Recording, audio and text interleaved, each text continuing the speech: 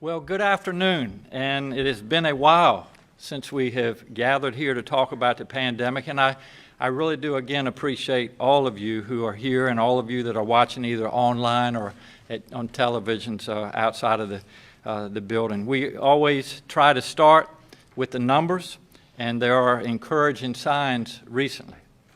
In the past few days, case numbers have started to move down and hospitalization numbers are leveling off, and that is a hopeful sign. But the numbers are still way too high. Ask any exhausted nurse in any hospital in Virginia. Today we reported 1,997 new cases. That's better than a couple of weeks ago, but it's a whole lot more than the start of the summer, when at one point we had fewer than 100 cases in a day. And the people who have followed the guidelines, who have made the effort to protect other people and themselves, who have gotten vaccinated, their patience is wearing thin. So let's look at where we are in Virginia. The first important point I want to make is this. The data show that nearly everyone who's getting COVID is unvaccinated. I want to repeat that. Nearly everyone who is getting COVID is unvaccinated. Here's the trend line since COVID began 19 months ago. You can see the peak there in the middle. We all remember that we hit it around the beginning of this year. Then vaccines became available, and you can see that cases plummeted. Today, more than 80% of Virginia adults have had at least one shot. This is the best rate in the South. We had almost knocked COVID out when this summer began. But then around late June, we started to see cases rising again from the Delta variant. So let's take a look at that curve. This chart is from June until now. What you can see is a dramatic increase from a handful of cases a day to upwards of 4,000 cases a day just a few weeks ago. This all was avoidable. Nearly every single one of these is a person who has chosen not to get a shot. To those people who chose not to get the vaccine, I want to give you two facts. One, these vaccines are incredibly safe and effective. They were made based on years of research. And now we have the data from millions of people around the world who have been vaccinated. And we know there have been very, very few serious side effects. Anyone who tells you otherwise is not telling you the truth. Two, by choosing not to get vaccinated, you are absolutely hurting other people. Unvaccinated COVID patients are the people filling up our hospitals right now, making it difficult for everyone else to get the hospital care that they need. And you are costing everyone a lot of money.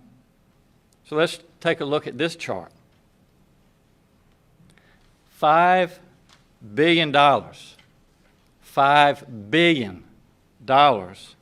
in cost to treat a disease that could be prevented by a free vaccine.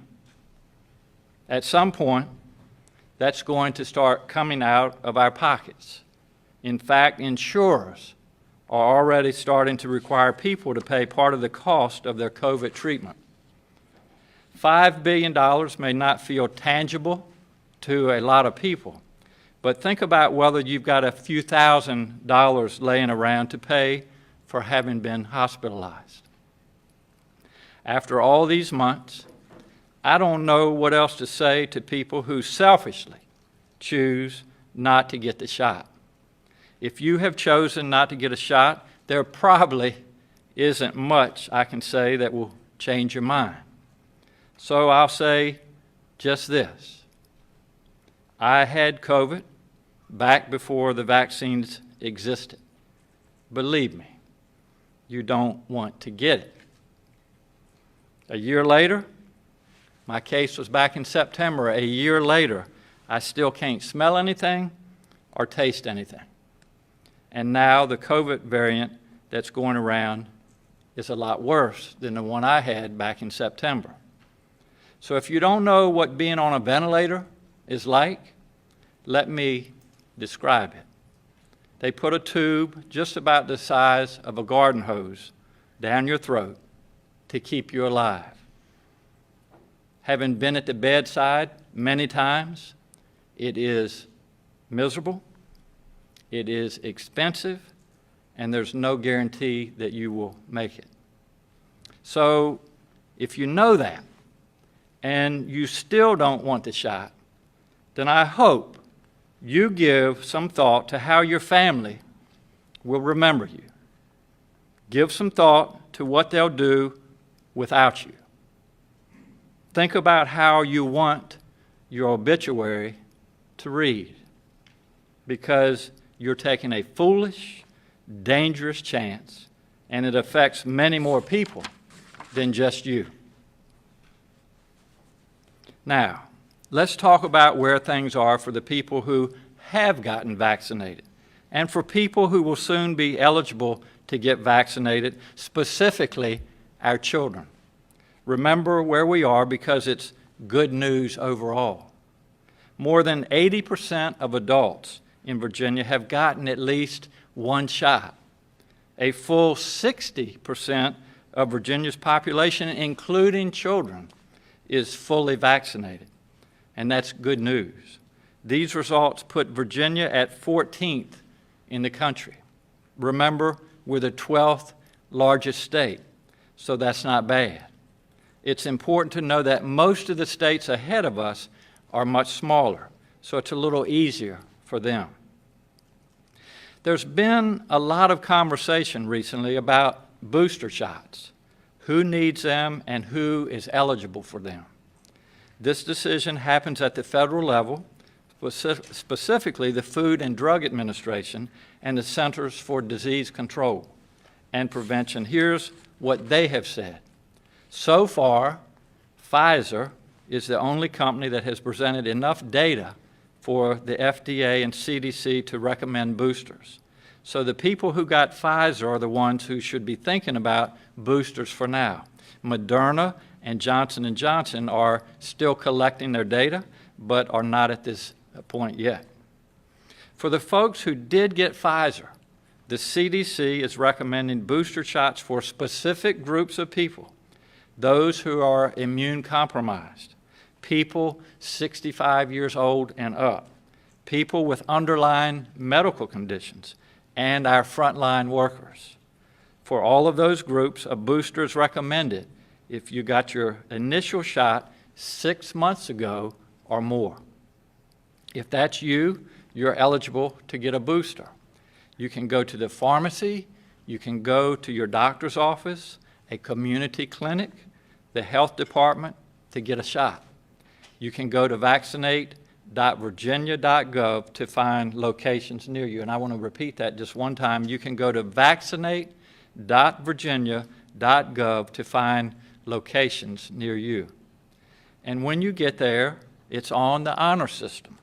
The person giving shots is not required to ask you about your vaccination status. So it's up to you to do the right thing. And I would also say that if there are questions about whether you qualify, whether you should receive a booster, please ask your physician or your provider and they will give you guidance. Remember, for now, this is only if you got the Pfizer shot. There's not yet a plan for booster shots for the other vaccines, Moderna and Johnson & Johnson. These companies are filing their research materials with the federal regulators, and we should all know more in the coming weeks. So for now, if you got the Moderna or the J&J shots, you don't need to do anything. Just be patient and pay attention. Now, let's talk just a bit about children. I know many parents of young children are anxious to get them protected. As a father and as a pediatrician, I understand how you feel. But we need you to be patient for a bit longer. There are two important things to know. First, kids under age 12 are not yet eligible to get shots. We expect that to change in a few weeks and for kids to become eligible around the end of October or beginning of November. It takes more time to conduct this research for children because children are not just little adults. Their bodies develop in different ways at different rates. It's more complex, and everybody wants to make sure that the science is right and everything that we do for our children will be safe.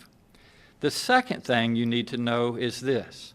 We have been preparing for a long time, and when approval comes for kids to be able to receive their shots, Virginia will be ready. It's good to think of vaccinating kids as a partnership between parents, public health, and our schools. Right now, kids are required to receive several vaccines before they can start school for things like measles, mumps, polio, and other diseases. Childhood diseases killed countless children years ago, before vaccines basically put an end to those diseases. You can walk through any old cemetery and see how many headstones belong to infants and small children. Vaccines change that. I would bet money everyone in this room got those vaccines as children, and almost every one of you watching at home. And we all know how this works. Parents can take their children to get shots at their own pediatrician or at the health department. Regardless of where you get it, your kids have to get their shots before they start school. The easiest and most equitable way to deliver the COVID vaccine is at school, to have the health department come in and give the shots. So our teams are working with school divisions and superintendents to do that wherever possible. I can't yet tell you the specifics because the plans are still in formation and nothing will happen before the FDA approval comes. Hopefully about 6 weeks, but maybe even a bit longer. But planning is underway. When the time comes, we'll be ready because we want to make sure that this is as easy on parents and children as possible. In a moment, I will ask the school superintendents from Arlington, Roanoke, and Richmond to speak about their plans. They are from different parts of Virginia, about 250 miles from each other, but I wanted you to hear how they are approaching the issue. I also want to acknowledge that we know there will be challenges getting young kids vaccinated. We have seen that with kids aged 12 to 17. They became eligible for COVID shots back in the spring, and the rate of getting shots among these kids roughly matches what's going on in the larger community. So here's what we know. There are about 420,000 children in school aged 12 through 15. So far, about 63% of them have gotten at least one shot. That's pretty good, but it's a little behind the rates for adults. But when you dig in, you find that just like with adults, there's a lot of range across the state. I found this somewhat interesting. Alexandria has the highest vaccination rate in Virginia. 98.5% of children aged 12 to 15 in Alexandria have gotten at least one shot, and that is tremendous, and I commend them. Arlington is doing amazingly well too, at 92%. But at the other end of the spectrum, the numbers are very different. For example, in Highland County on our western border and Patrick County on our southern border, just 17% of children aged 12 to 15 are vaccinated, 17%. Those are particularly low, but their neighboring counties aren't much higher. As I said before, by one important measure, We rank number 14 out of 50 states. But these wildly different rates are a good reminder that we still have much work to do. And we don't want to see the same trends happen with our younger children. That's why we're working hard to make it easy for our children to be vaccinated. Before we take your questions, I would like to ask 3 of our school superintendents to speak. We'll hear first from Dr. Francisco Duran from Arlington, then from Ms. Verlette White from the city of Roanoke, and finally from Jason Cameras from our home city here in Richmond. So first of all, Dr. Duran, thank you all so much for being with us. Thank you, Governor. It's a pleasure to be here to share a little bit about the efforts that we're putting in place in Arlington County. As we are entering the third school year in the pandemic, it's very important that we put all the measures that we can in place to keep our students and staff safe so that our students can remain in school. That is really much our priority in Arlington County. What we did, you heard some of the numbers about our over 12-year-olds. We also have a mandate in Arlington County for our employees, and we have 91% of all of our instructional staff who are vaccinated. The model that we use in both of those cases is to provide clinics that are available during the day, during the afternoons, evenings, and weekends. And we'll do that again, and we're prepared to do that again for our 5 years and older. We work at each of our school sites, and we have afternoon and evening availability for families to come in. And when we have any days where they are non-student days, where we have staff perhaps early release for professional development, or perhaps we have a full day, those entire days and those times are also available at our schools for our parents to come and to have their children vaccinated. We're also working closely with our health department in Arlington County to provide releases that eventually, when we're able to get a larger number of our students vaccinated through the model I just described, we will then be able at local elementary schools to provide that for them there as well for their families. We also have a great partnership with our health department. We have weekly testing that occurs for any families that want to opt in. 25% have opted in.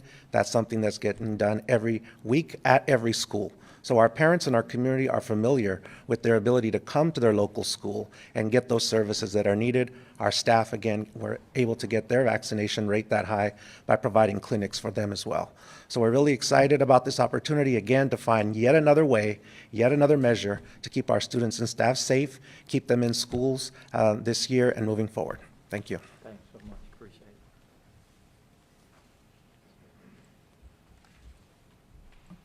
Good afternoon, and thank you, Governor, for inviting me. Dr. Lane, thank you also as well.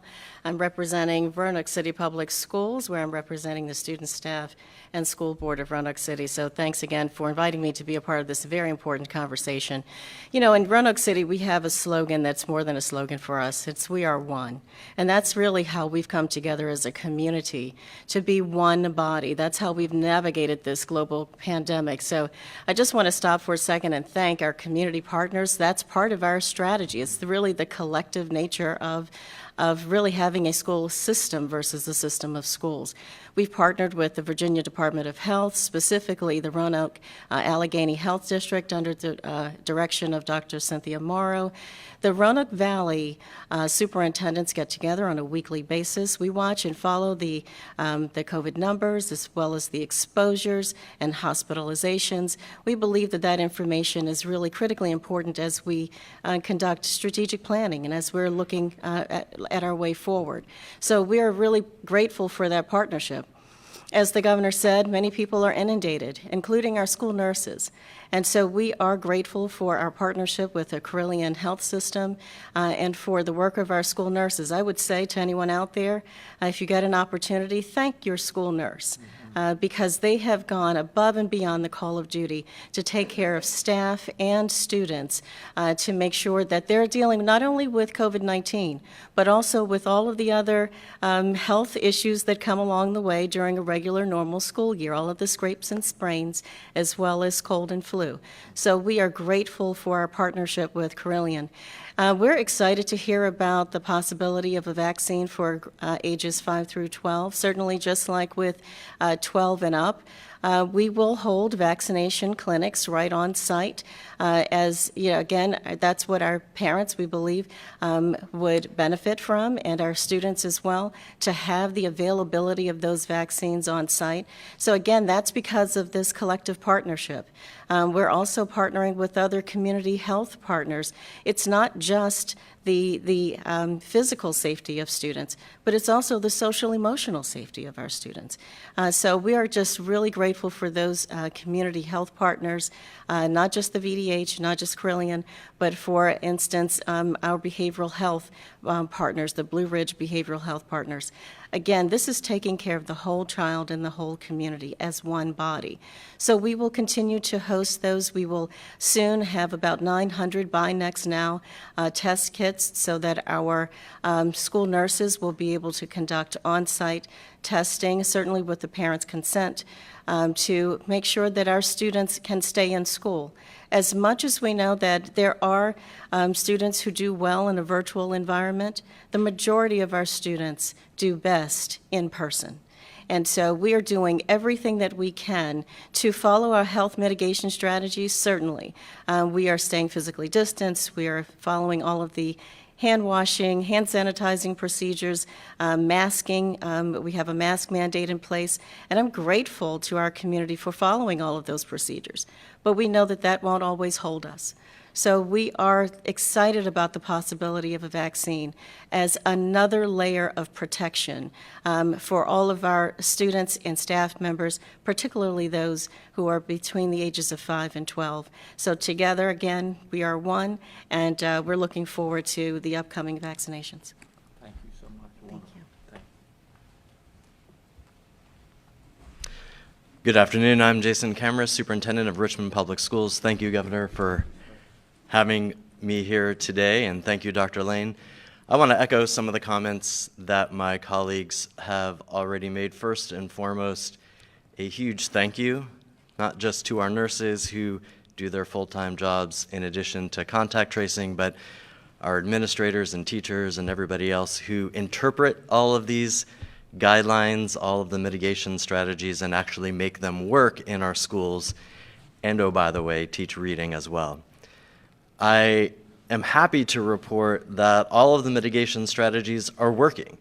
Here in Richmond, since we opened, we have identified approximately 200 positive COVID-19 cases amongst students and staff. The good news is over 98% of those did not occur within school. They occurred outside of school. And so what that tells us is the mitigation strategies are working, and I would venture to say the safest place for children in Richmond, and I would say all across the Commonwealth, is inside school.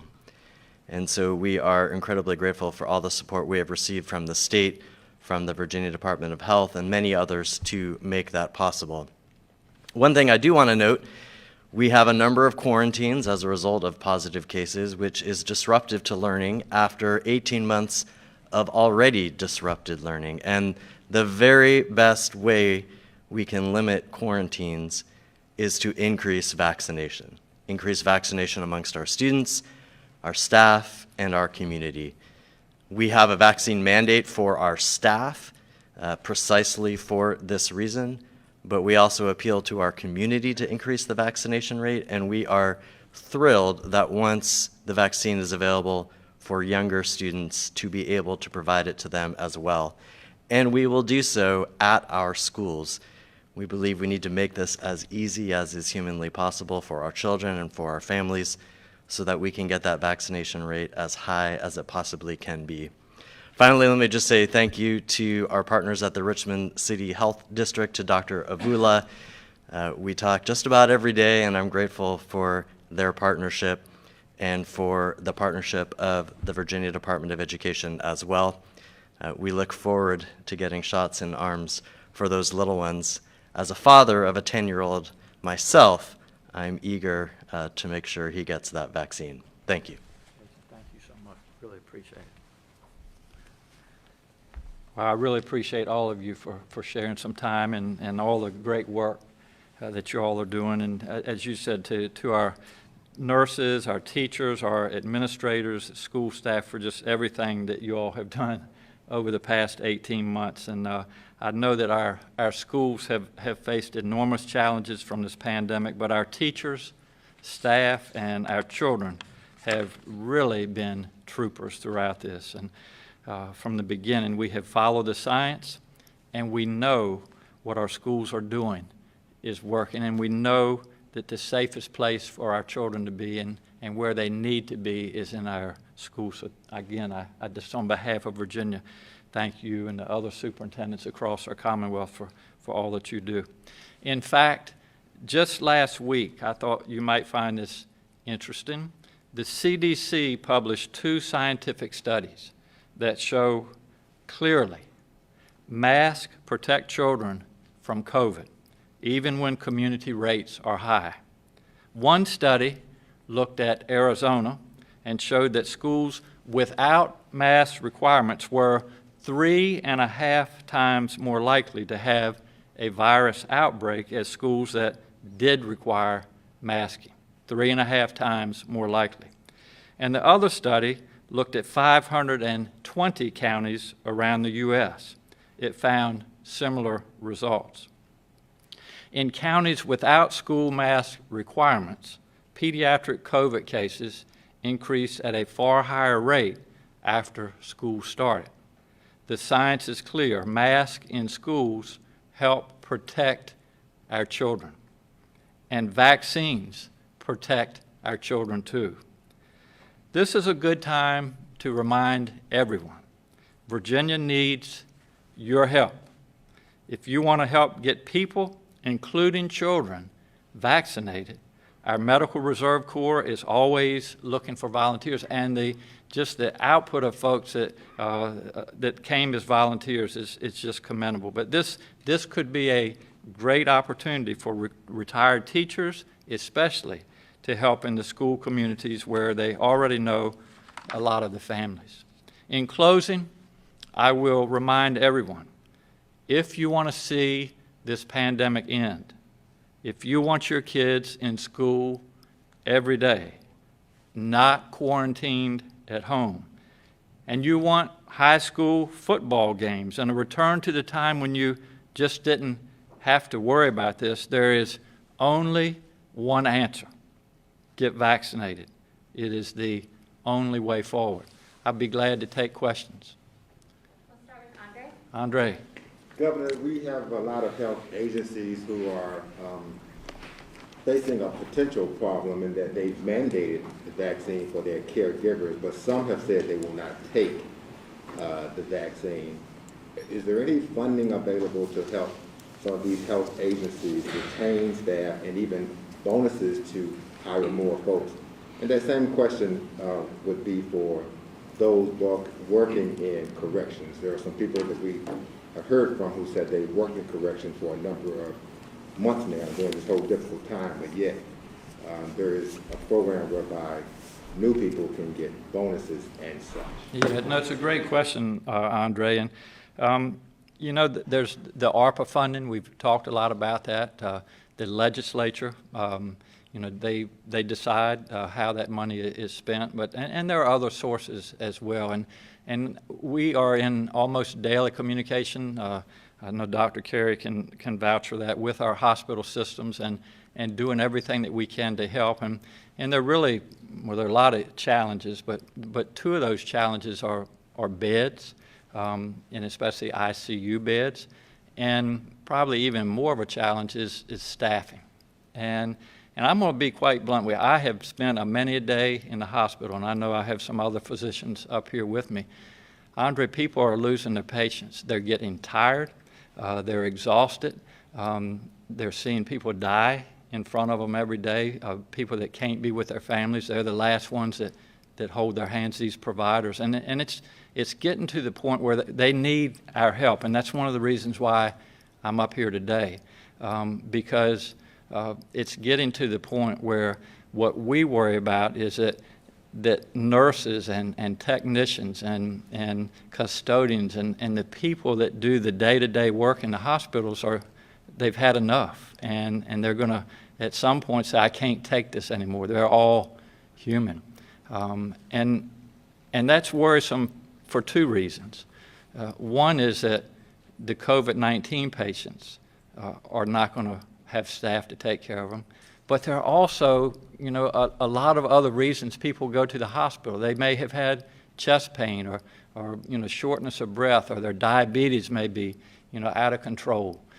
They may have some type of infection. I mean, I could go on, and we don't want to get to that point, to the point where there's not enough staff, there's not enough beds in hospitals. And so I just ask everybody out there that, you know, again, we talk about this. This is a war. This is a biological war, and we all as Americans, we all as Virginians, it's not between you versus me. We're fighting a virus, and we've all got to step up to the plate and be part of the solution. So you know, in response, because we're looking at all those options. Dr. Carey, our health director, Norm Oliver, who's here, and we'll do everything that we can to keep the staff and to keep the beds open, but it's getting to the point where we don't have as many answers as we'd like. We're going to go on the phone, and just a reminder to please keep your questions to one question, because we've got a lot of people here today. Do we have David McGee with the Bristol Herald Courier? Yes. Thank you for taking my question. Governor, do you have specific goals for the numbers of children that you want to see vaccinated? And if so, how difficult do you think that's going to be able to meet those goals in areas where adult vaccination rates are low? I thought that this was kind of like a setup question. Do I have a goal? I do 100%. That's an easy answer. I know that that's not realistic, but you know, it's interesting.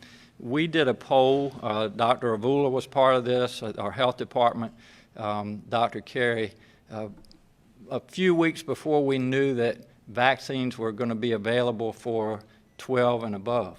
And we did the poll statewide with the help of VCU, by the way, and looked at what percentage of families would encourage their children to be vaccinated. And it was around 60%. And so we're actually pleased that we've gotten over 60%. It's around 65% of children 12 and above. But we'd obviously like that number higher. And you've heard us talk about this. You know, herd immunity. We'd like 75 to 80% of the population vaccinated. And I realize there are religious reasons, there are medical reasons that some individuals can't be vaccinated. But the great majority of us can be vaccinated, and so we're going to do everything we can. And again, I commend our school leaders. We're going to have vaccination clinics at our schools to make it as convenient as we can for these families. But you know, I would love to see 80, 85%, or even higher of our children get vaccinated, and so that's what our goal will be. Governor, considering how hard you went against the unvaccinated today, can you give us an update to the state vaccine mandate percentage breakdown of those getting tested weekly versus those vaccinated, and would you consider following the likes of other organizations and removing the testing requirement? It's either exemption or get vaccinated. It's a great question, Cam, and the question is what percentage of our state agents, state workers, employees are being vaccinated. And as you all know, we mandated vaccines for state workers. We have over 100,000 state workers, and the numbers, Cam, are about the same as the general population in Virginia, so around 75% to 80% in that ballpark have gotten at least one shot. But we're going to continue to work with them. I know I've said this at a lot of different press conferences. All options are on the table. We will continue to encourage. As you know, individuals that are choosing not to be vaccinated have to show proof once a week of a negative test. And so we're going to continue on that path for right now, but we certainly discuss the options every day. We look at the numbers every day, and again, we're going to continue to encourage everybody to be vaccinated. Okay, do we have Bruce Potter with Inside Nova? Okay, what about Jenna with the Washington Post?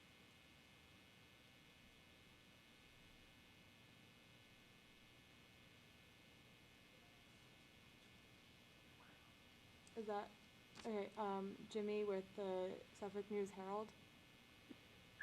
Hi, Governor, thank you for taking the question. With the number of school divisions have had staffing concerns, whether it's with bus drivers, teachers, other staff members in some districts. I know are using teachers to fill in classes during their planning blocks because there's not enough subs and too many staffs are out with, various quarantines of their own children. What are schools doing to be able to handle the staffing crunch when there's already, shortages, within that without illnesses or quarantines, having an effect? Another good question.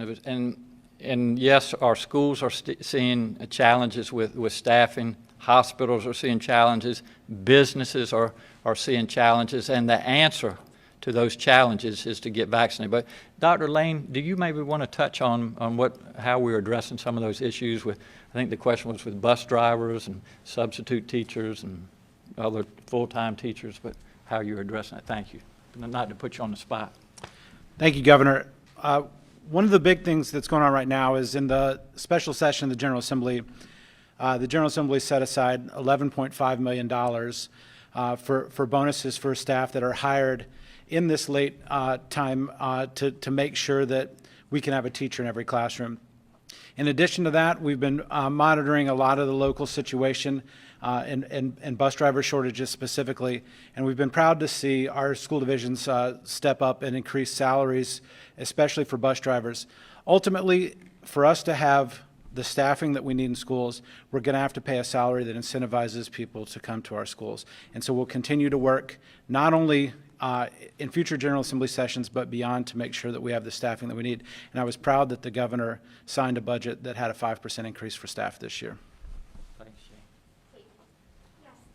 Beyond the executive vaccination mandate for state employees, as you mentioned, some communities are still struggling to really boost their full vaccination rates among their population.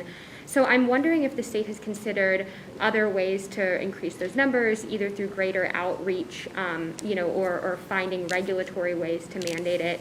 And sort of along the same lines, have you considered supporting or introducing legislation that would require vaccinations for school children in the next school year?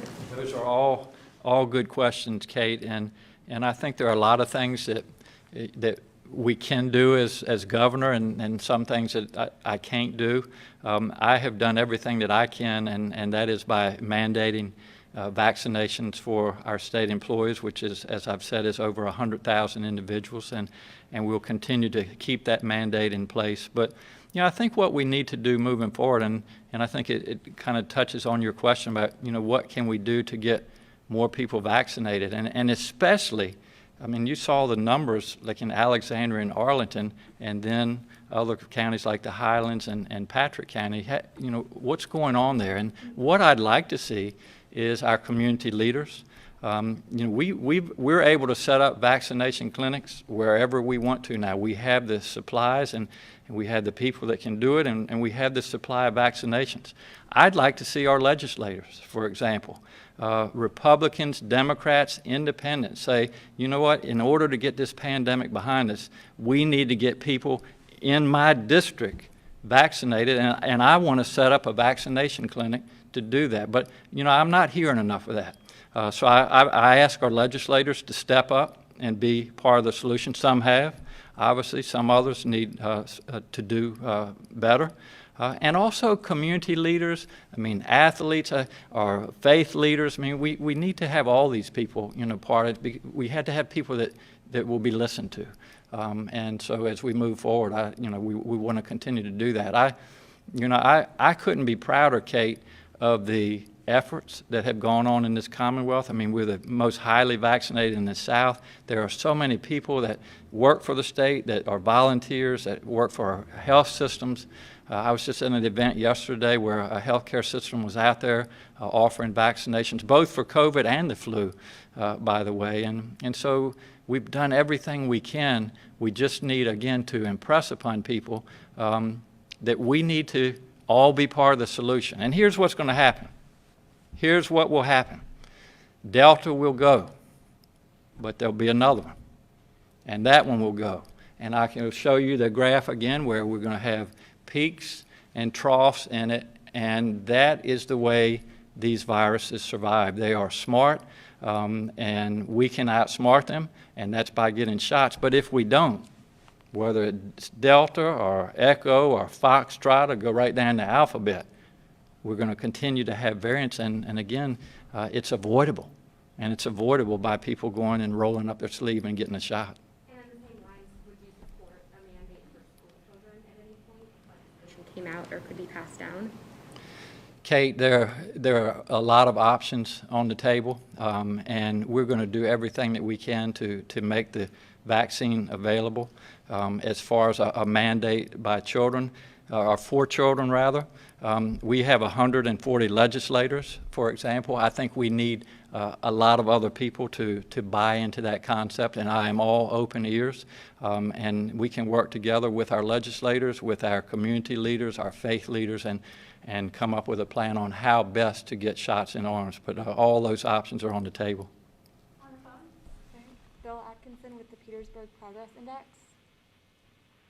Governor, I take this question from the opening of your statements and the tone of your statements from the opening of this press conference.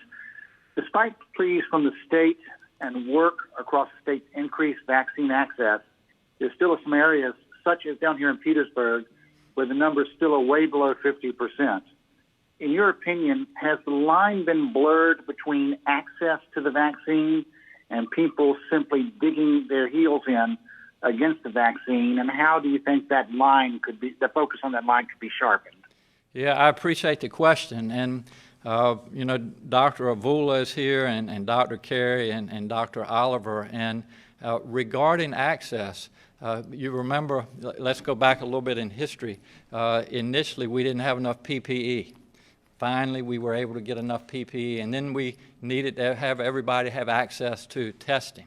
We didn't have the swabs, and we didn't have the reagents, and the labs weren't set up to do the testing, and we were able to accomplish that. So now individuals can go out and get tested.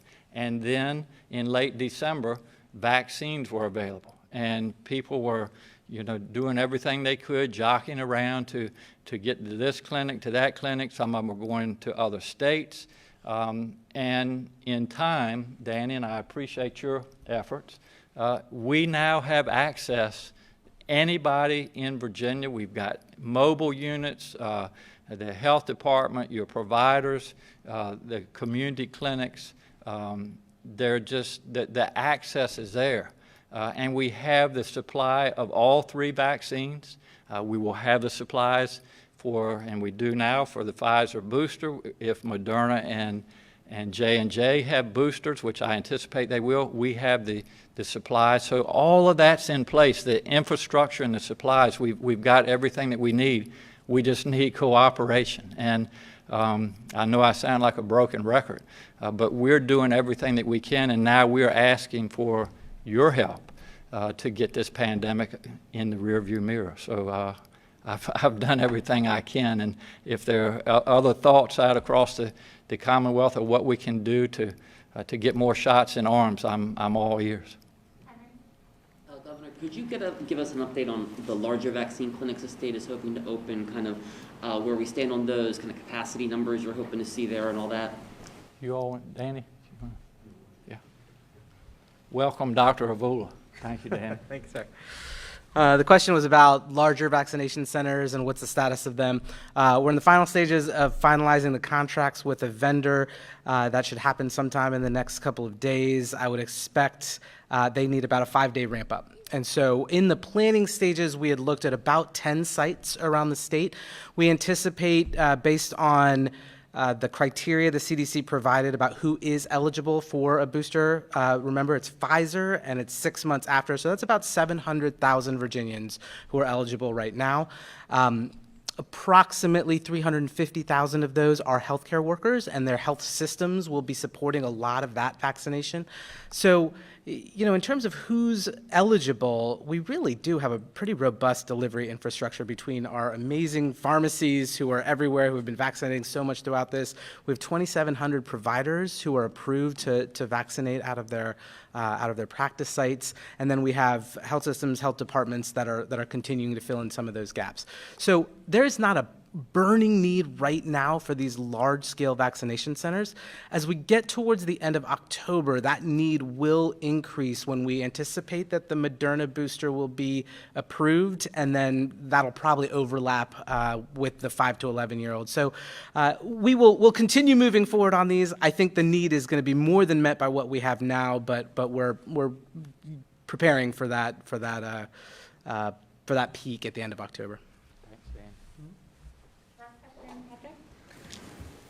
Governor, earlier a question referenced your directive that state employees be vaccinated or weekly show proof of a negative test. Specifically with regard to Virginia State Police, I'm unaware either way if they have put a plan in place for troopers that are not vaccinated to show proof of a negative COVID test. Had you heard anything from the state police or about how they're handling that directive? I have my Secretary of Public Safety here, so he's making his way up here. But if it's okay, he'll address that. Thank you, Patrick. Thanks, Brian. Yeah, question having to do with our Virginia State Police and complying with the vaccination order. They are following the Department of Human Resource Management guidelines, and they're working diligently to bring that vaccination rate up. We have civilians, which about 80% vaccination rate right now. We're very proud of that. And then we have the sworn troopers, which is less than 80%. And so we're using all the same methods that the governor has expressed today in terms of messaging just how important getting a shot in the arm is right now. And so they're following all of the proper procedures in terms of vaccinations. And if you're not getting vaccinated, you got to take a weekly test. But we're the vaccination rate for troopers? It's just around 60 to a little north of 60%. Yep. Thank you all for being here. And just in closing, I think that it is so important for us to provide updated and accurate information to our fellow Virginians. And I wanted to take this opportunity. I appreciate all the networks, all the journalists. I appreciate the questions.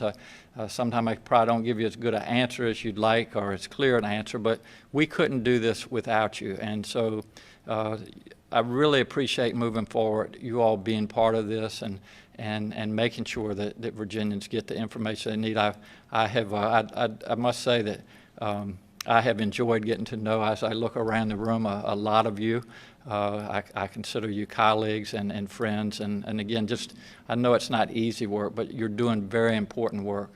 And those of you that are listening at home, I thank all of these folks from the press for getting you the information that you need. So stay safe out there.